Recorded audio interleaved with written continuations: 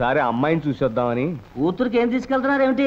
ఏముంది బాబు, ఆడపిల్లకి అన్నిటికంటే విలువైనవి, నాలాంటి పేదవాడికి అందుబాటులో ఉండేవి పసుపు కుంకాలేగా, అవే తీసుకెళ్తున్నాను. శుభం, వెళ్ళండి.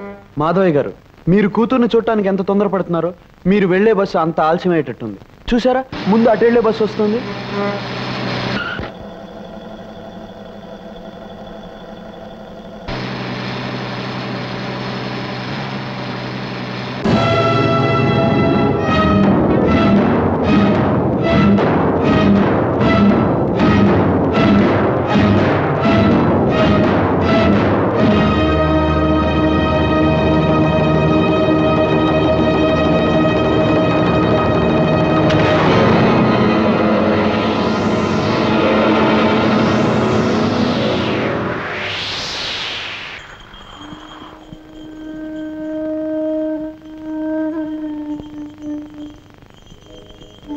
అల్లరి చేసే సత్యవతి పండంటి బిడ్డను కంటానికి మా ఊరు వచ్చేటప్పుడు నాకు తెలియజేయాలి.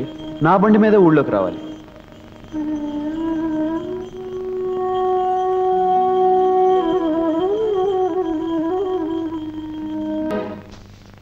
ఏమి అబద్ధాల సత్యవతి, కుదురుగా కొంపలో పడుండక లక్ష్మి దగ్గరకు వచ్చి పెళ్లి నా చేతులతో చేస్తాను అనే కూతలు కూస్తూ ఛాలెంజ్లు చేస్తున్నావేమిటి?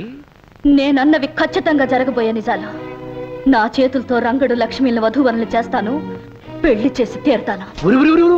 తొందరపడి ఆ పని మాత్రం చెయ్యకు. ఎందుకో తెలుసా, ముండమోపివి. శుభకార్యాల దరిదాపులకి నువ్వు రాకూడదు.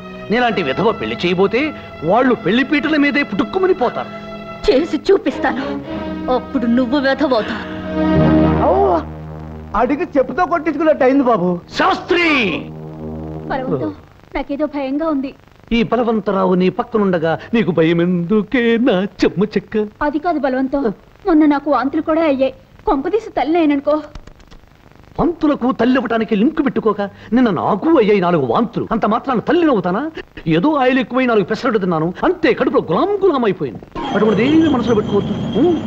చూడు మక్కడ, ఆ లక్ష్మి పీడ వదిలించుకున్నాక నీ మెళ్ళు 3 ముళ్ళు వేస్తాను.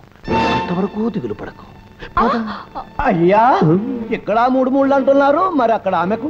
శంకర శాస్త్రి, ఒక్కొక్క దానికి ఒక్కొక్క చోట ఒక్కొక్క రకంగా ఏర్పాటు ఉంటుందో. రంగా, ఎంతసేపు అయింది నువ్వు వచ్చి?